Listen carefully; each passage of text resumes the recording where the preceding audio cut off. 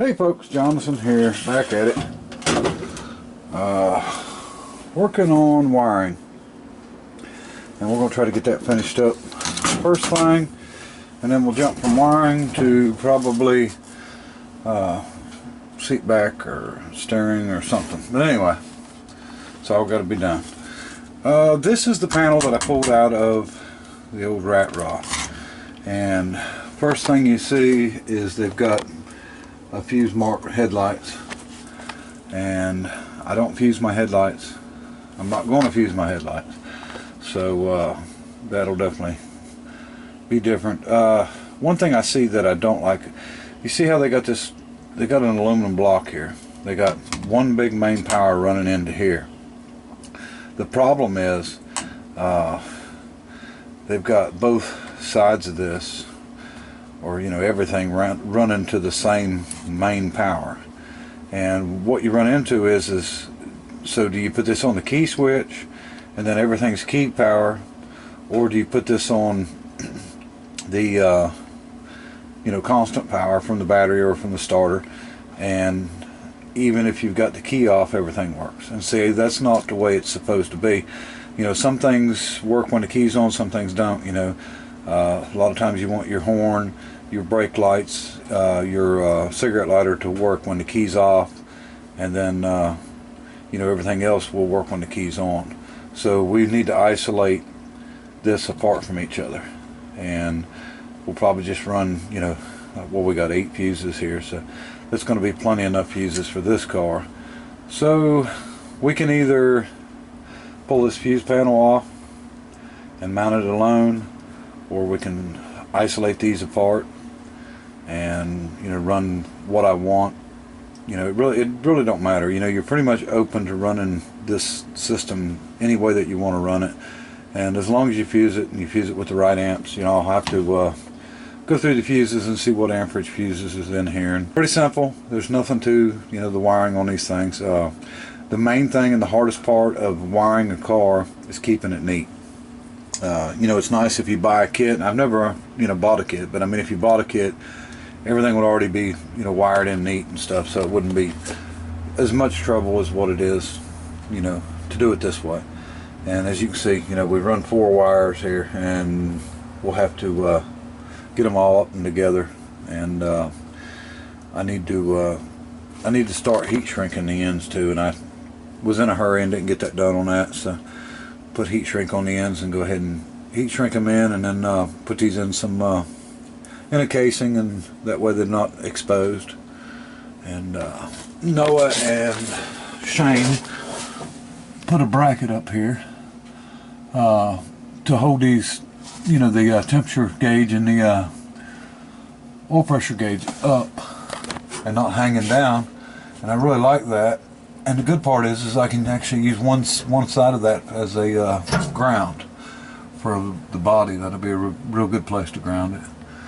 So anyway, we'll get to work on it, see what we can get done. And charging system, we've already got starting system, we've got the ignition system, and that's the best way to do this. Is even if you got to write it down on a list, just write down all your systems. Brake light, parking light, horn, just write it all down, do one system, mark it off. And I don't ever write anything down. I just try to keep everything in my head, but the list in my head is no different than the list I would have wrote down. So just go through the systems, go ahead and get them done one at a time, and you'll eventually run out. I am using, if this is good, and I'm hoping it's good, we're going to use this light switch.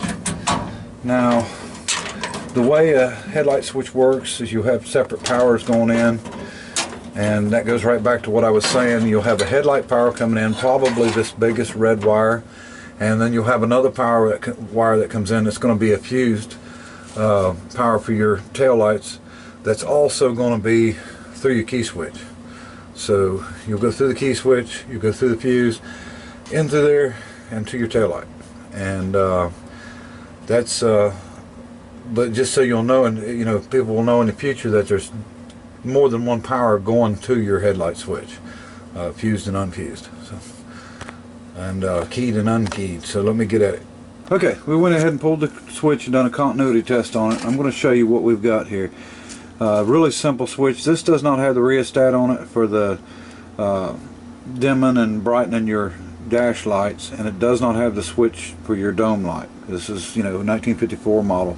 So what we've got is, and I can't see it, so I'm going to just tell you what it says, or what it's got. There's a B and an H here, and I'll have to get my glasses to see which is which, like I said, I just can't see it. But anyway, so battery power directly from, you know, your battery or your starter lug. Headlight, this will run from here down to your dimmer switch, and your dimmer switch is what controls, you know, your high-low. And then this is going to be your keyed power, and then this is running lights. This is going to have an R on it, so this goes to the rear, and this is P for parking lights.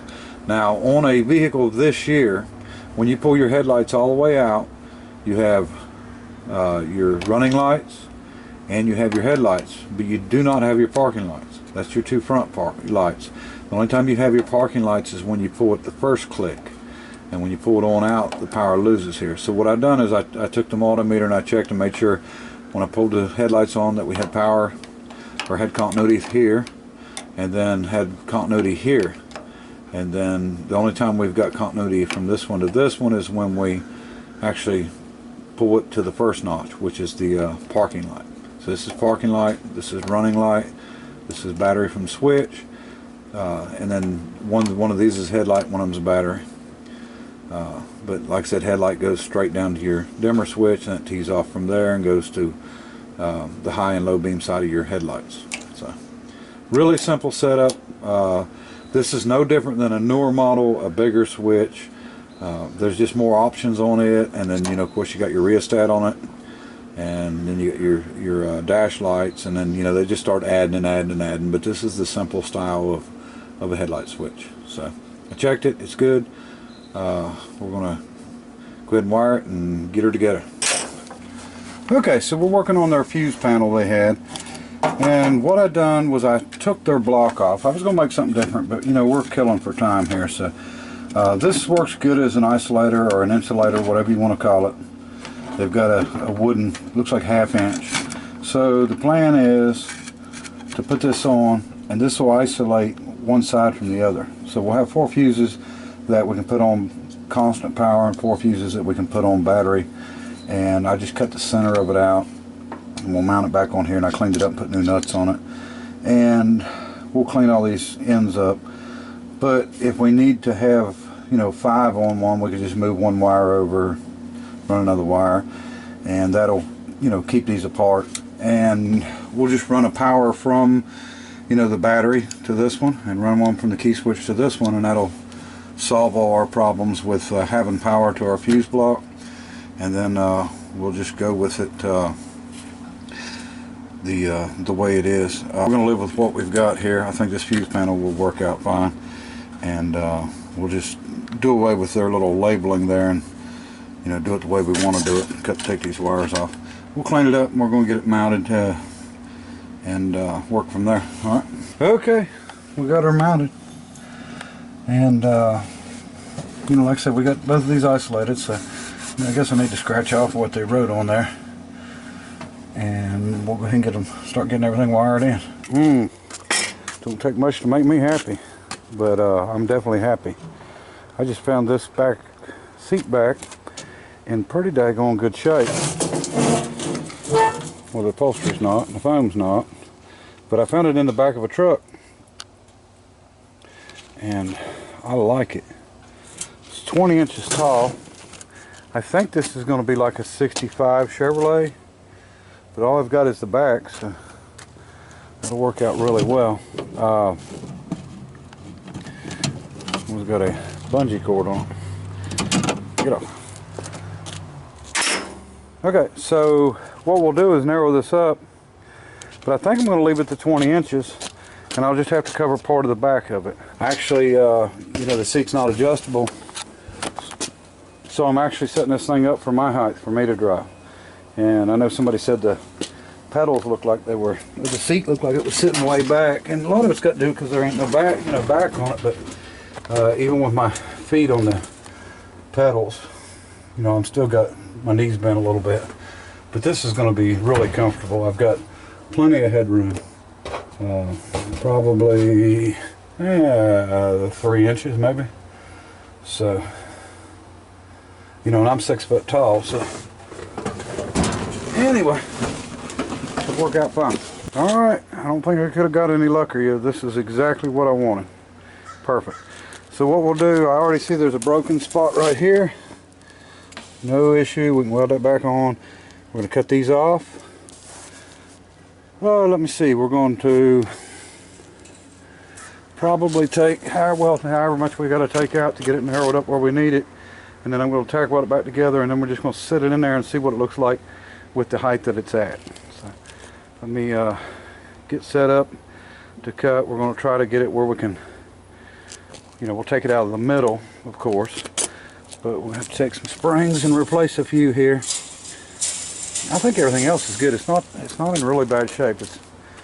I think somebody had brought this by because it was junk and throwed it in the back of an old junk truck I got. So that's perfect. So let's get the width we need, and I'll show you what it looks like. There we go, 21 inches out.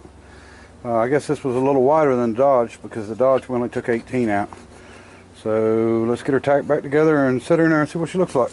Okay, we got it sitting in, but now I looked at a lot of pictures and most all of them are down even, and I don't want to sit on the floor. As long as I've got headroom, I wanted to sit up where you're supposed to, where your knees ain't flat and straight, because that, it hurts me. Get old, it starts hurting. So, or get older. So, I think what we're going to do is shorten it up some. Don't know how far. I think I can go. Let me see. Probably need to go where I remove basically one set of springs, and that'll bring it down plenty far enough, because I was just worried about it looking really stupid short. But the problem is with the length of this sticking out, that's a lot higher than what this is lengthwise. So I think it will work better a little bit lower. We'll go the minimum that we can go down, and we'll weld her back together and see how she looks then. Alright. Okay folks, I took 5 inches out. So instead of 20, it's 15. I think that's going to work fine. I got to replace a few of the springs in it still, small springs, but a little bit more welding and grinding. But it's going to work out really well. I like it, and when you sit in it, it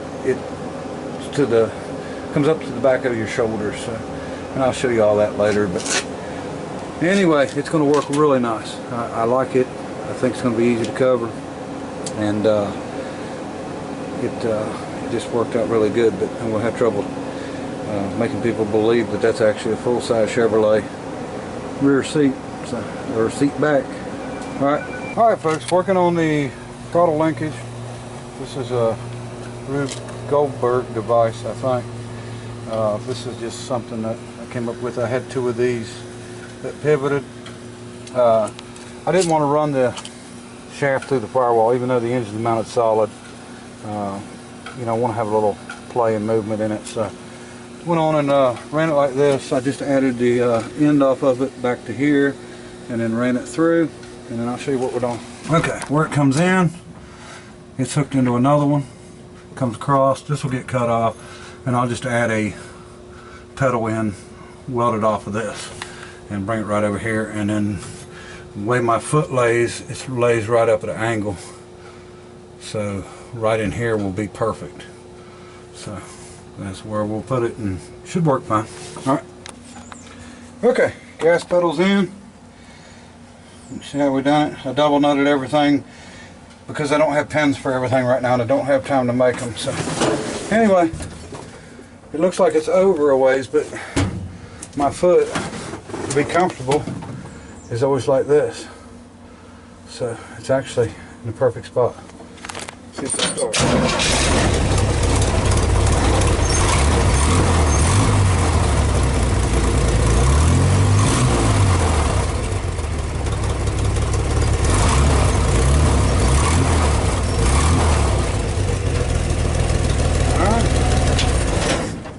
last thing. Also got the stop in for the pedals coming back. And I think we're going to take this, the steering's going to come up through. I think we're going to have to go over a little bit with this one and maybe change that pedal angle, facing me a little bit, which won't be an issue. And if we do that, we might be able to bring the clutch back this way a little bit. But we'll see how that works out. So anyway, I think next we might throw a piece of a cover over that seat back. Although, you know, it's not ready to, I mean, I don't have it covered or anything, but that way I can set it in here and, you know, lean back on it and go ahead and get a good area for my steering wheel. We'll see if we can get it done. Okay folks, I've got the steering shortened where I want it, and I'm making a plate. It's going to bolt under the dash and weld to this, and that way we can get it where we want it. Looks short, but that steering wheel is concave so much that it brings it right back where it needs to be. So I'll show you how it looks here shortly. It's hot as can be, so I'm going to take a little break and I'll get back at it. Okay folks, steering wheel's in. It's exactly where I want it. It's perfect because when I sit in it, which I can actually get in and out without having to take the steering wheel off, but as you can see, it's perfectly clear to the gauges. And I'm right here. I got a couple inches between my legs and it. And to some people it may seem high, but actually that's how I like to drive.